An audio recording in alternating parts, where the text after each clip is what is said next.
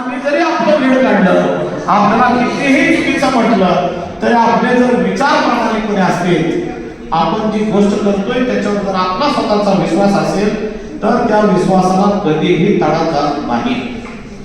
जग किती नावं ठेवतं याकडे कधीही लक्ष द्यायचं नाही. उलट नावं ठेवणाऱ्याच्या हातात हात द्यायसाठी एक पाऊल नेहमी सातत्यानं पुढे राहायचं. म्हणून आज महाविद्यालयीन युवकांनी एकच करा की सकारात्मक दृष्टिकोन ठेवा, पॉझिटिव्हली राहा.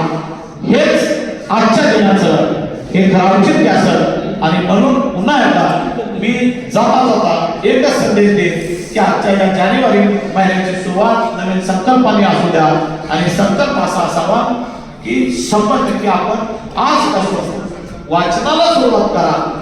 ही एवढीच आपल्याकडून मी आशा व्यक्त करतो. आणि मी बऱ्याच वेळेचं भाषण मला खूप कमीत कमी वेळेत मार्गदर्शन करण्यासाठी संयोजकांनी लावलं. खरंच मला कमीत कमी वेळ मिळाला का नाही मला माहित नाही, पण मी माझे सर्व विचार आखडते घेतो.